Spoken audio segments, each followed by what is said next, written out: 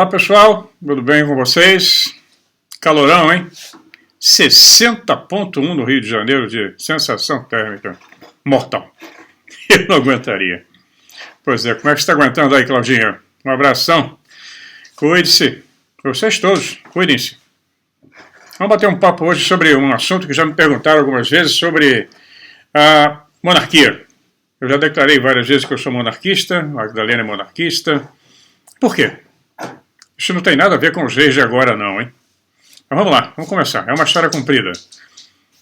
Se você foi ruim em história quando estava na escola, não se preocupe, não se desespere. Muitos dos seus professores tentaram ensinar a vocês algo errado.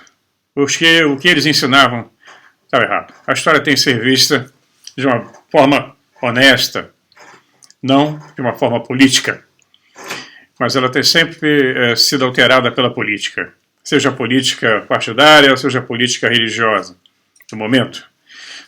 Então, muito tem sido escrito ao longo da última década sobre as recentes descobertas de como começou a história europeia, a história das casas reais europeias, particularmente em relação ao cristianismo, a ligação que elas tinham.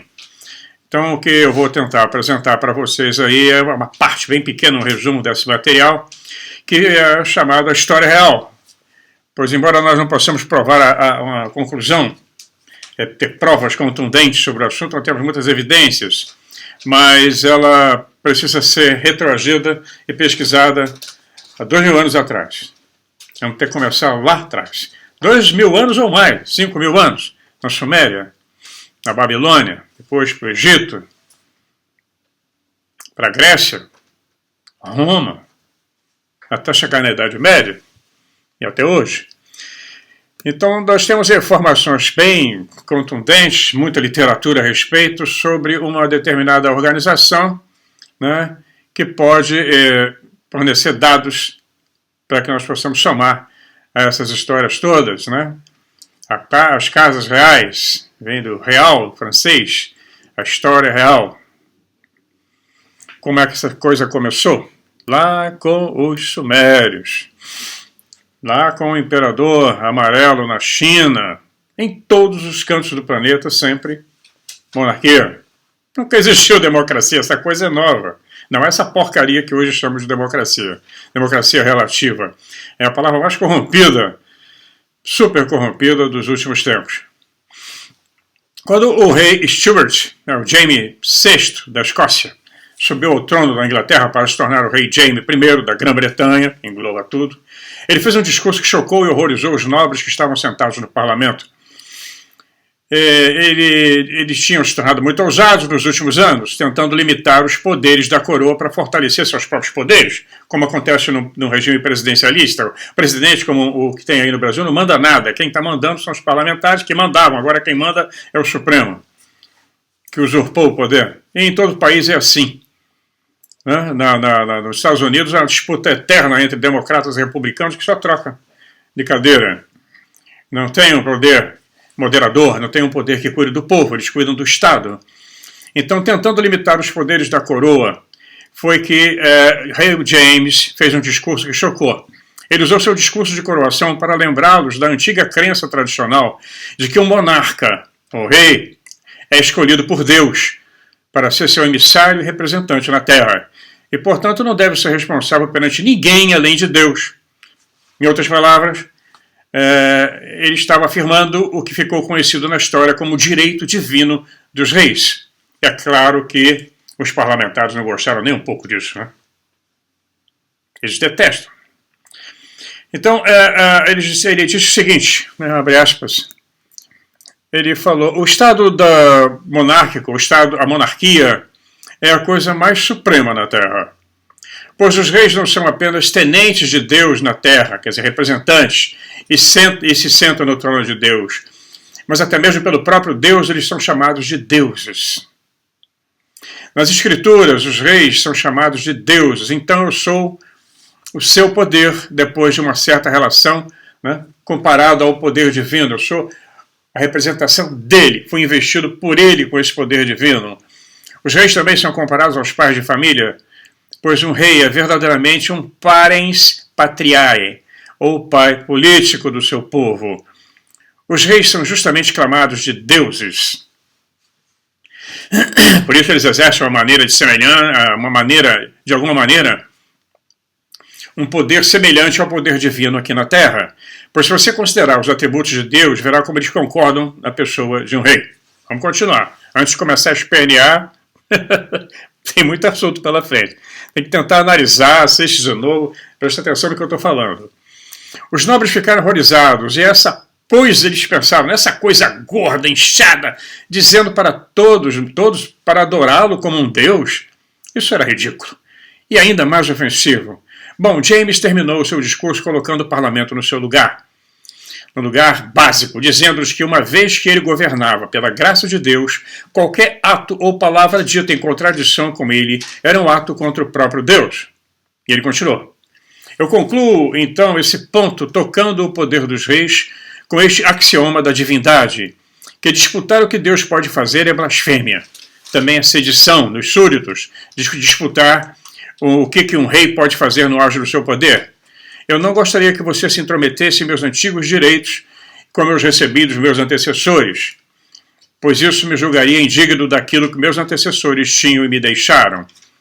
Embora tenha sido Jaime I quem tornou o conceito famoso, ele certamente não inventou a ideia do direito divino. O conceito é, como nós vamos ver daqui para frente, tão antigo quanto a própria civilização. Quando eu falo Deus, tanto faz. O Deus indiano, o Deus sumério, o Deus japonês, o Deus é instituído por um poder superior, por um Advanced Being, por um Elohim, por um elfo, por uma fada. Vamos lá, tem muito assunto pela frente.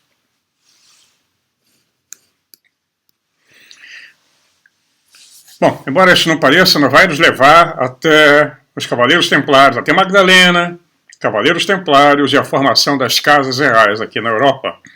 Vamos lá. É meio doido. Então, por mais puro e ditatorial que possa parecer um sistema, a realeza, né? Esse sistema protegia, na verdade, os direitos dos cidadãos individuais de valentões ainda maiores e poderosos, como o parlamento e o Papa, que se metia em tudo. Um rei não deixaria acontecer o que está acontecendo, por exemplo, no Brasil ou aqui na Europa, em alguns lugares, porque os reis europeus agora são meros marionetes. Os direitos deles foram usurpados. Então, quando o poder permanece, em última análise, nas mãos de um único indivíduo como um rei, ele não tem dívida com ninguém, exceto com Deus, e que não precisa apaziguar ninguém por dinheiro ou votos. É mais provável que as injustiças sejam corrigidas após um apelo direto a ele. E além disso, os monarcas do passado, que mantiveram obstinadamente as suas reivindicações ao poder face à crescente oposição da Igreja Católica, conseguiram, enquanto mantiveram seu poder, salvar os seus súditos da doutrinação religiosa forçada, da servidão social que acompanhava uma teocracia católica, como a Inquisição, por exemplo. Eles decidiam tudo o que você ia fazer, até se você ia tomar banho ou não. O escritor Stephen Coston, ele escreveu no seu livro Fontes da História Constitucional Inglesa, de 1972, que, abre aspas, sem a doutrina do direito divino, o catolicismo romano teria dominado a história muito além do seu emprego atual na Idade das Trevas. Na Idade Média, teria sido muito pior. Porque existiram reinos que se impuseram e não deixaram que o Papa exercesse aquele poder ditatorial. Além disso, o direito divino tornou possível que a reforma protestante na Inglaterra ocorresse e amadurecesse e se espalhasse pelo resto do mundo todo. É bom lembrar que os países mais avançados do mundo até o século XX eram protestantes. Holanda, Bélgica, Dinamarca, Suécia, Alemanha. Não são mais. Então, o direito divino praticado pelos monarcas europeus baseava-se, na verdade, numa doutrina mais antiga, praticada pelos monarcas de Judá em Israel antigo. Isso é contado lá no Velho Testamento. Muitas famílias reais europeias consideravam-nos seus antepassados, traçando a sua linhagem real europeia até o rei judeu Davi, por vezes através dos descendentes de Jesus Cristo. E tal linha de descendência era conhecida como a linhagem do Grau. Estamos chegando lá no Santo Grau, nos Templários. E um dos monarcas mais famosos da Europa, Charles Magno, Carlos Magno, grande, ele era frequentemente chamado de Davi, em referência ao seu famoso ancestral. E o rei dos Habsburgos, Otto, era chamado de filho de Davi. Na verdade, a tradição europeia de ungir reis vem daquela prática do Antigo Testamento. Aqui eu vou abrir um parênteses, porque essa coisa de unção, ungir o rei com óleo sagrado, vem do Egito. O Egito ungia seus reis e faraós com o óleo sagrado retirado do crocodilo do Nilo, rei Sobek. Tanto que na coroação da rainha Elizabeth, ela faleceu agora há pouco tempo, o sacerdote vai fazer a unção dela com óleo aqui nessa região do peito. Ele fica completamente sem jeito, não sabia como fazer, e o encarregado do cerimonial fala para ele, vai em frente. E ele, com muito sem jeito, ele passa aquele óleo, que é uma cerimônia com pelo menos 4.000 anos de idade, ou mais. A unção com óleo. Era o Mashiach, o Messias. Então, o rei sempre foi ungido, como, no caso dos judeus, pelo Yahvé. Era o Mashiach, ou Messias, do qual deriva esse termo, né, Messias. A sua unção ou coroação, né, significava que o espírito do Elohim entrou no rei, dando-lhe qualidades sobre-humanas e permitindo-lhe cumprir os ditames da divindade.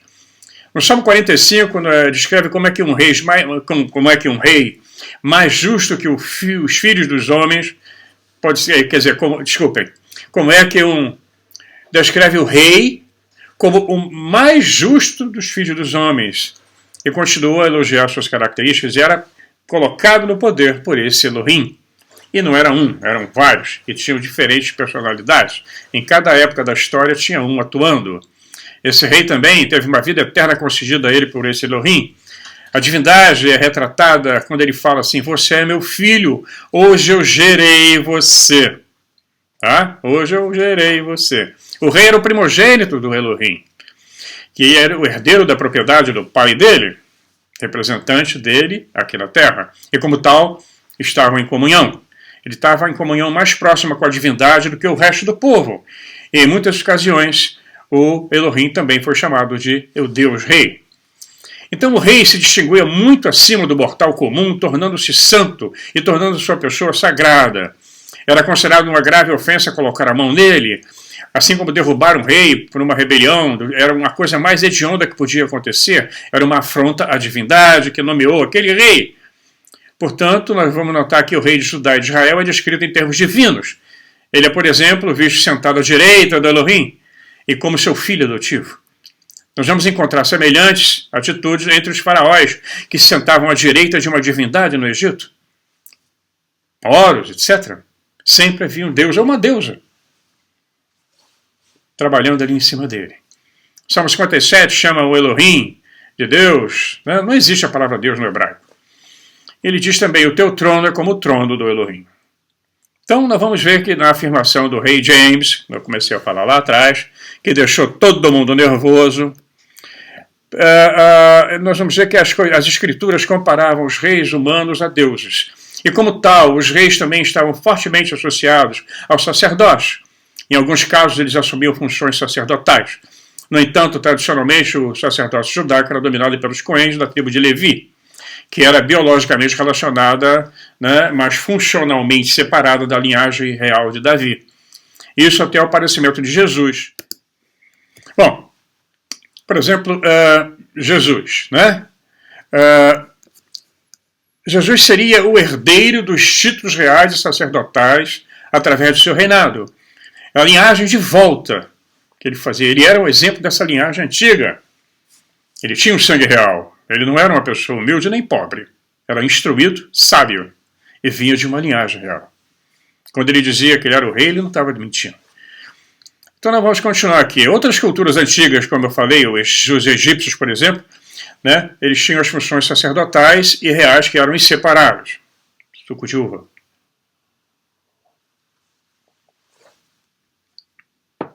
Além deles considerarem seus faraós como descendentes literais das divindades existentes. Na verdade, eles eram as próprias divindades. Os egípcios acreditavam que os deuses lhes haviam dado a instituição da própria realeza. Seu primeiro rei foi um dos principais deuses deles, Osíris. a quem se esperava que todos os reis humanos imitassem.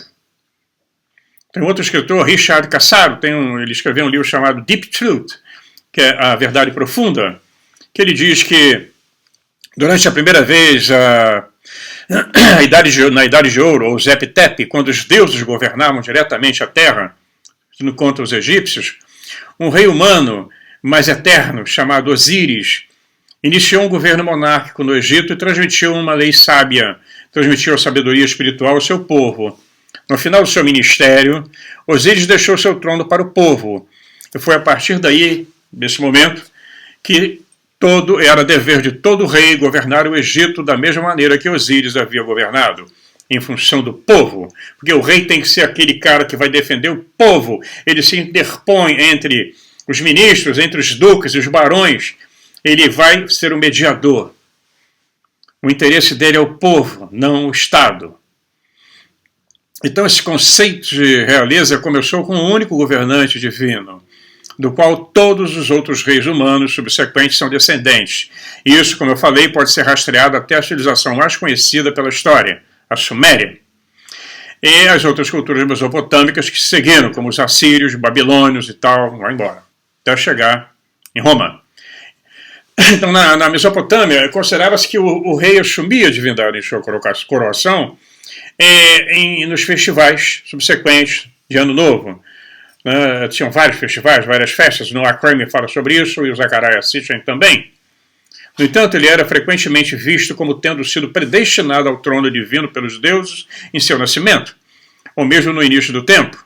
Ele fazia isso através de um casamento sagrado, que também tinha uma união metafísica com a deusa mãe, que o encheu de vida, de fertilidade e bênçãos, e que ele transmitia para o povo.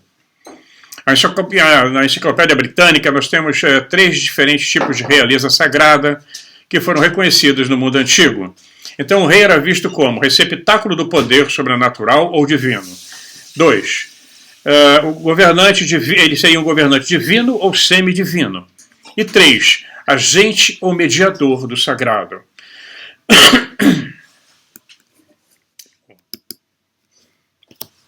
Bom, a monarquia foi a primeira forma de governo observada pelo homem e foi, segundo quase todas as culturas, criada pelo próprio Deus. É a forma do governo primordial e arquétipica. É a mais natural.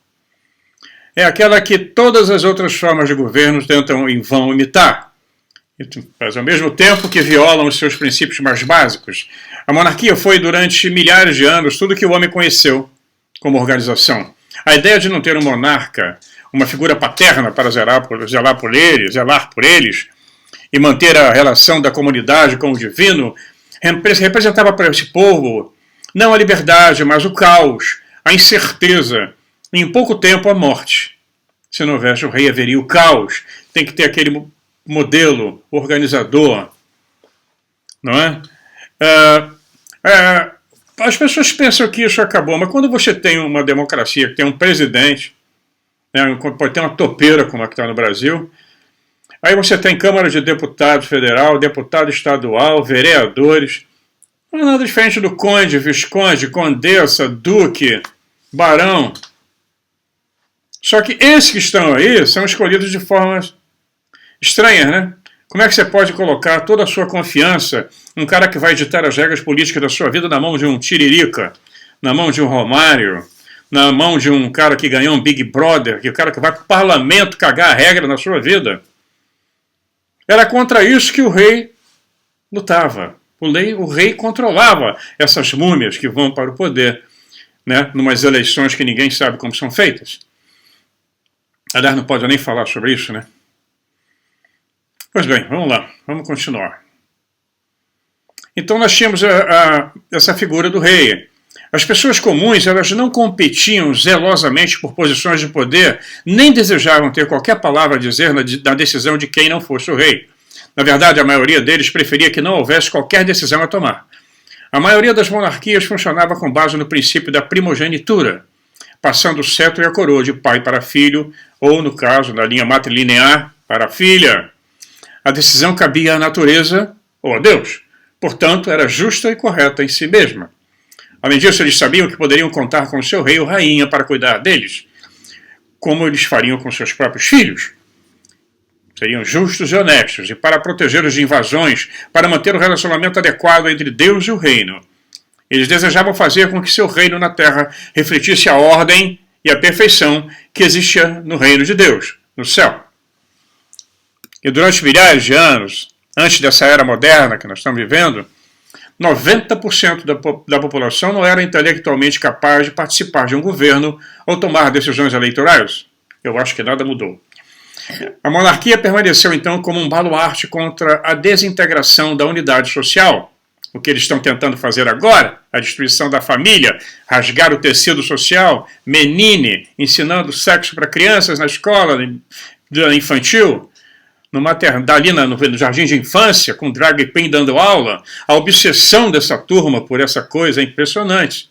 É rasgar tudo, é destruir. É o que está acontecendo não só no Brasil, nos Estados Unidos, na Europa, em todo canto. Menos na China, na Rússia e nos países islâmicos. Abre o olho. Pois é, então ele defendia isso. Uma estabilidade que de outra forma não poderia ser alcançada. Né? Se a monarquia não tivesse sido inventada, provavelmente a história humana nunca poderia ter acontecido, porque iam matar o outro, iam se trucidar completamente e acabava com tudo, e a humanidade teria sido extinta. Quando se reclama do regime russo, o regime russo é imperial. O Putin é um imperador. A Rússia nunca teve democracia na sua história milenar. Ele não sabe o que é essa porcaria. A China também não. O Xi Jinping é o imperador. Ele não veste aquelas roupas imperiais antigas, tradicionais, mas ele é especialista nessa área. A esposa dele também é uma historiadora muito grande, muito dedicada. É assim. Turmas com um barulho desse, né? É só olhar. O russo ganha mais do que um brasileiro que vive da democracia. Tem um padrão de vida muito melhor. Pesquisem. O chinês nem vou falar. Muito bem. O autor Richard Cassino, ele fala no livro The Deep Truth, a Verdade Profunda, ele diz que, uma vez que a obrigação de cada rei é manter a lei, a ordem, a moralidade, a espiritualidade e a religião dentro do seu reino, então o próprio desígnio de uma monarquia é esse. Né? E foi provavelmente concebido pela inteligência superior chamada de Deus, Elohim, Pai, quem vocês quiserem. Brahma, Vishnu. Né? Então, de modo a dotar a humanidade de um sistema sólido de governo. Em outras palavras, o conceito de realeza foi projetado e entregue aos povos da Terra por Deus para ensinar a humanidade a viver em um ambiente social humanizado. A história humana, com seus reinos passados e presentes, reis do Egito, Assíria, Pérsia, Babilônia, Suméria, Azteca, Inca, Jordânia, Arábia Saudita, Grã-Bretanha, China, para citar alguns, constitui um testemunho do fato de que a forma monárquica de governo tem sido a base de quase toda a nossa civilização. Se a monarquia é a forma mais perfeita de governo e foi responsável por nos fornecer pelo menos 6.000 anos de história, por que agora parece ser apenas uma antiga pretensão? Ou reis marionetes, como nós temos? Porque o conceito de ter uma monarquia realmente funcionando no governo é considerado uma coisa estranha, ridícula, do passado, uma porcaria. Será que realmente ultrapassamos a monarquia? Acabou? Vamos entender isso. Pois bem, dificilmente, se nós fizéssemos um gráfico de 6.000 anos de história humana, ou história conhecida, e isolássemos o período em que as nações civilizadas estiveram sem monarcas, seria apenas um pontinho de nada nesse espectro. Na verdade, as nações ocidentais civilizadas, poucas não têm um monarca reinando, ou reinando de fato, ou reinando tipo sistema parlamentarista, né? Embora eles continuem a alegar e colocar pessoas de linhagem real nas casas europeias, a maioria das nações que mantém um governo representativo ainda tem um monarca reconhecido pelo governo. O rei da Holanda, rei da Dinamarca, da Suécia, da Inglaterra, e vai por aí. Né? Então, eles são reconhecidos como reis. Essencialmente, eles são impotentes.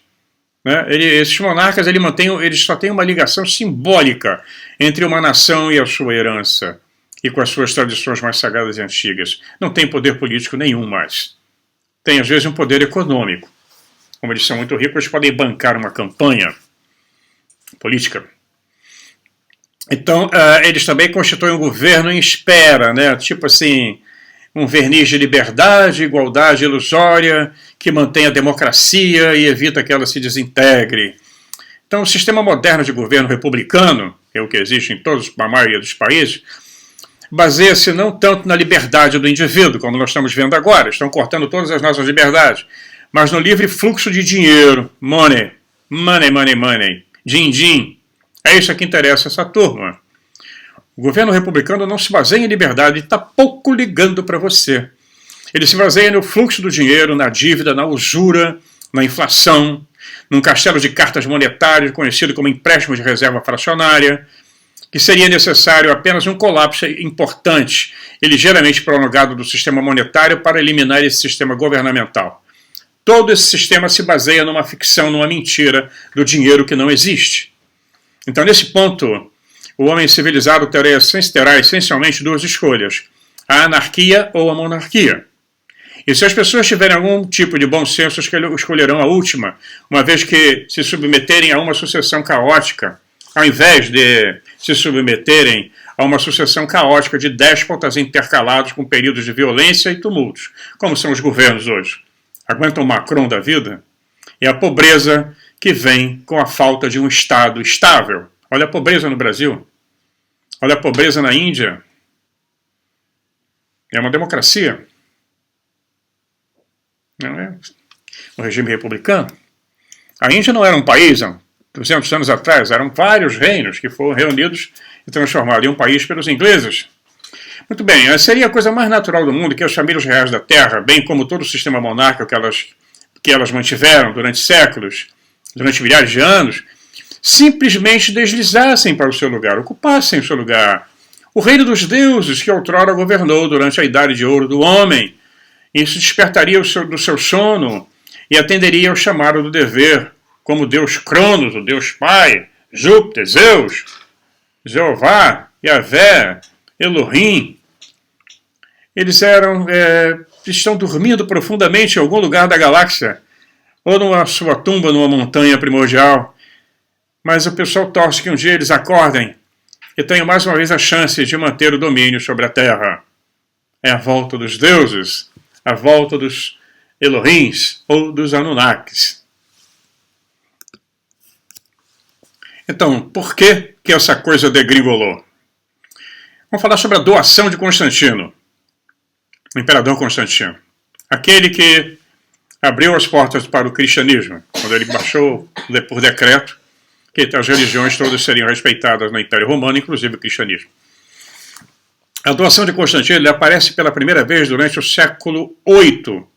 Era um documento que pretendia reconhecer os papas romanos como representantes de Cristo na Terra e doar, ao Papa Silvestre e à Igreja Romana todos os poderes imperiais anteriormente investidos no trono de Bizâncio. Bizâncio é onde hoje é a Turquia, é onde é a cidade de Constantinopla, que virou Istambul, era a capital do Império Bizantino. Então, a doação, essa alegada doação, alegou que a Igreja deveria receber, esse poder de Deus. Ela foi escrita no século IV por insistência do imperador Constantino. A Igreja disse que ele estava tão grato por ter sido curado de uma doença pelo Papa Silvestre que entregou nas mãos da Igreja todo o poder e a riqueza do Império Romano unificado, incluindo o direito de coroar e destronar reis.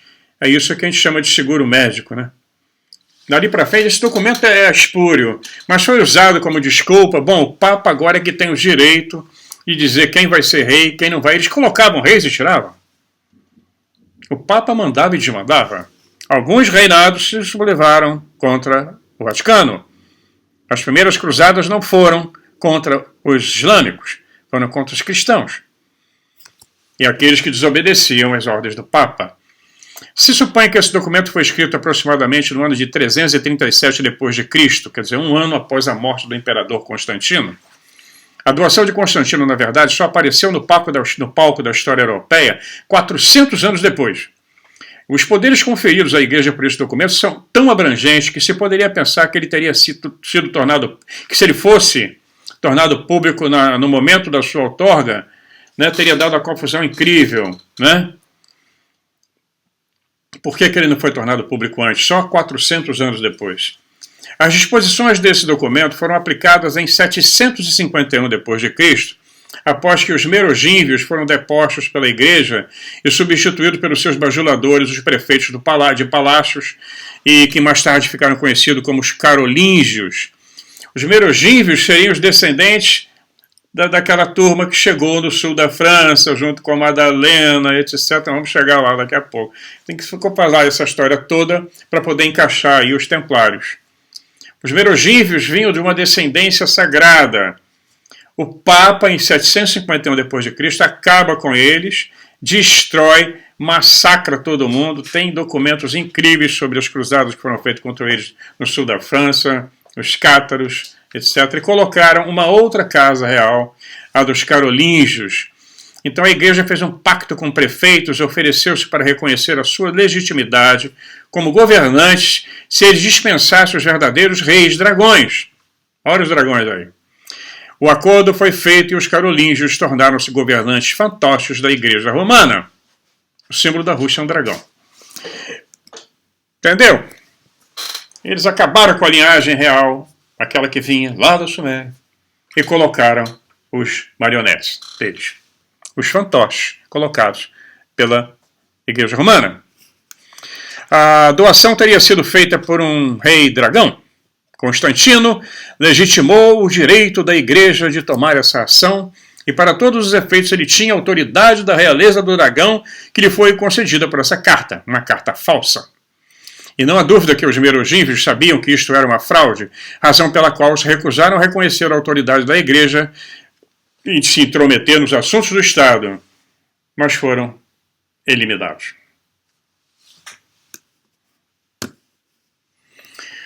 Pois bem, então nós vamos ver aí pela escolha do benfeitor pela igreja, ela estava bem ciente que, universalmente, apenas aqueles com sangue do dragão seriam reconhecidos como verdadeiros reis.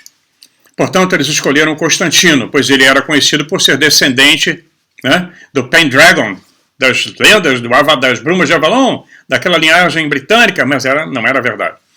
Da casa dos Pendragons e da Casa dos Dragões de Davi, a Dragon House of David, da Casa dos Dragões de Davi. Além disso, ele era membro dos Desposines, coisa que também não era. Desposines são os parentes da família de Jesus. Então ele seria herdeiro do Senhor. E os descendentes de sangue, representantes legítimos de Jesus Cristo. Então, na doação, parecia que Constantino havia renunciado à sua posição espiritual hereditária, né, que seria como Messias, e se investiu como Papa, o representante de Deus na Terra. Então, isso aí, nós vamos ver que, ao sugerir que eles eram representantes de Cristo, os papas reivindicaram para si a descendência do dragão.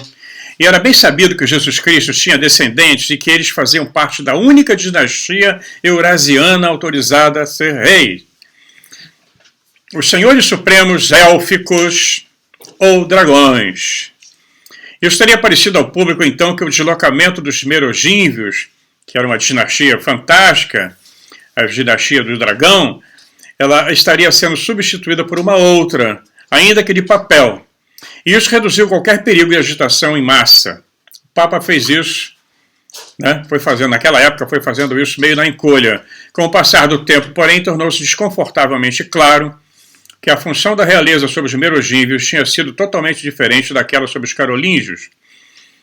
Embora os merogínvios, que têm a descendência do dragão, tivessem anteriormente assumido o papel de superintendentes, sábios e conselheiros, né, dos carolíngios e seus sucessores, inspirados pela igreja, esses tais de carolíngios tornaram-se tiranos e comerciantes territoriais, mal educados, ignorantes e sensíveis. A realeza do dragão e o código do Graal morrem, então, para serem substituídos por uma forma corrompida de totalitarismo feudal e de escravidão econômica brutal, como eram os reis daquela época. À medida que a igreja substituía cuidadosa e estrategicamente as antigas dinastias por suas próprias famílias, né, escolhidas deles, da classe mercantil, todo mundo, então, passou a ser, a partir daquele momento, vassalos do Vaticano.